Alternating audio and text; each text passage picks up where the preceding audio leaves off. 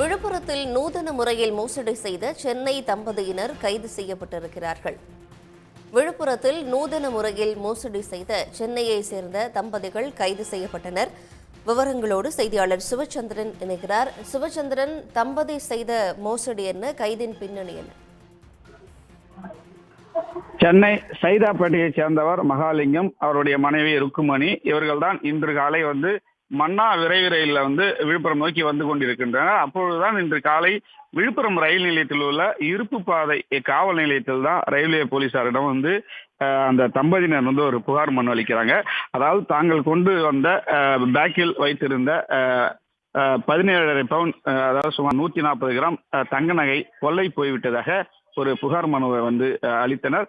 இதனைத் தொடர்ந்துதான் ரயில்வே இருப்பு பாதை போலீசார் அவர்களிடம் தொடர்ந்து விசாரணை செய்து அவர்கள் வைத்திருந்த அந்த பேக்கை பிரித்து சோதனை செய்ததில்ல. அவர் பேக்கில் பார்த்தீங்கன்னா அவர்கள் குறிப்பிட்ட அந்த நகையும் கட்டுக்கட்டாக பணம் இருந்ததை கண்டு ரயில்வே போலீசார் அதிர்ச்சி அடைந்தனர். இதனைத் தொடர்ந்து அவர்களிடம் தீவிரமாக விசாரணை செய்துதான் அவர்கள் நூதன முறையில் மோசடி செய்தது தெரிய வந்துள்ளது.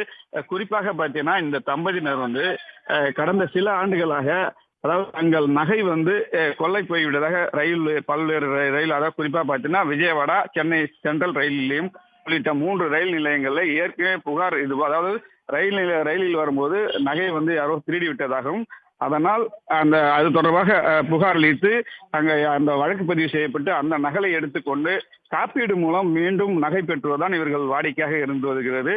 இந்நிலையில தான் தற்போதும் இது போன்று அந்த நூதன முறையில் மோசடி செய்வதற்காக தான் இந்த புகாரை அளிக்க தற்போது சிக்கிக் கொண்டுள்ளனர். அந்த தம்பதியிடம் கைது செய்த விழுப்புரம் இருப்பு பாதை ரயில்வே போலீசார் அவர்களிடமிருந்து அதாவது அவர் வைத்திருந்த ரூபாய் 30,80,000 ரொக்க பணத்தையும் 140 கிராம் நகையையும் பறிமுதல் செய்துள்ளனர். மேலும் இவர் பல்வேறு இடங்கள்ல தொடர்ந்து இவர் போன்று நூதன முறையில் மோசடியில் ஈடுபட்டதும் தொடர்ந்து தெரிய வந்துள்ளது. தொடர்ந்து போலீசார்கள் அந்த தம்பதியிடம் தீவிர விசாரணையில் ஈடுபட்டதும் காட்சியை தான் நாம் பார்த்து கொண்டிருக்கிறோம். நன்றி சிவச்சந்திரன், விவரங்களுக்காக.